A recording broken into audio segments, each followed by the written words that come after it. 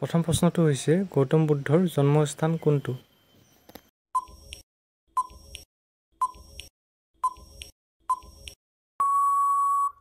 শুদ্ধ উত্তৰ নেপাল।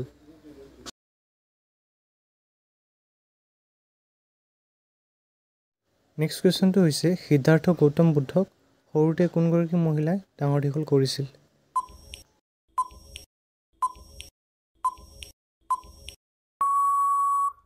শুদ্ধ উত্তৰ প্ৰজাপতি গৌতমী।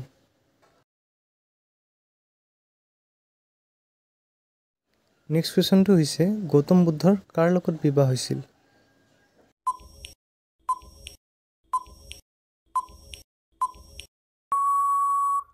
শুদ্ধ উত্তৰ যশোধৰাৰ লগত।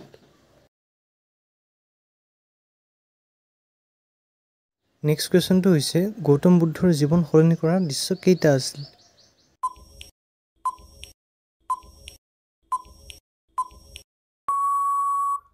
শুদ্ধ উত্তৰ 4টা।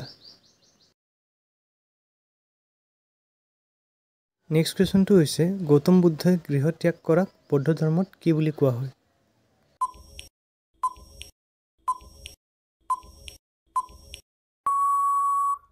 শুদ্ধ উত্তৰ মহাভিনিষ্ক্ৰমণ।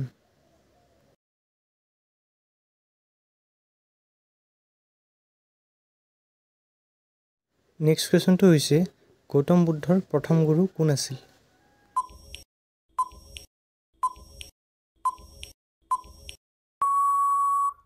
শুদ্ধ উত্তৰটো হ'ব আলাৰ কালাম। নেক্সট কুৱেশ্যনটো হৈছে গৌতম বুদ্ধৰ কোনটো স্থানত জ্ঞান প্ৰাপ্তি হৈছিল?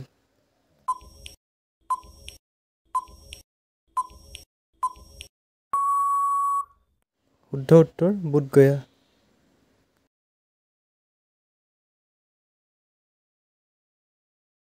নেক্সট কুৱেশ্যনটো হৈছে গৌতম বুদ্ধক আন কি নামেৰে জনা যায়?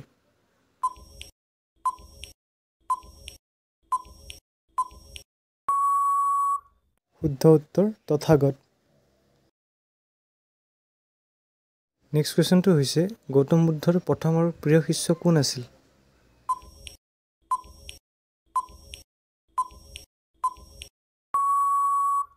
শুদ্ধ উত্তৰ আনন্দ।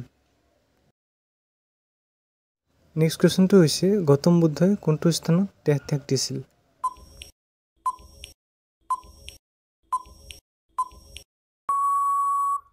শুদ্ধ উত্তৰ কুশীনগৰ।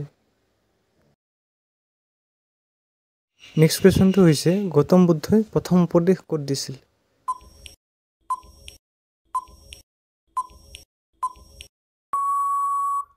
শুদ্ধ উত্তৰ সাৰনাথ। নেক্সট কুৱেশ্যনটো হৈছে মহাত্মা বুদ্ধদেৱে আটাইতকৈ বেছি উপদেশ ক'ত দিছিল?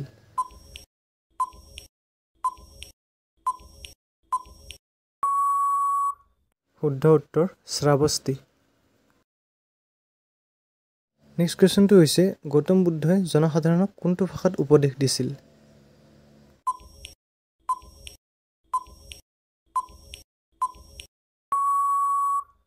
শুদ্ধ উত্তৰ পালি ভাষাত।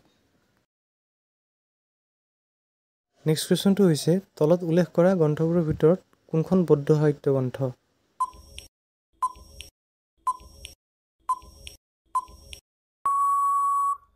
শুদ্ধ উত্তৰ আটাইবোৰ। নেক্সট ইম্পৰ্টেণ্ট 4খন বৌদ্ধ সংগতি সভা, এইকেইখন মনত ৰাখিব।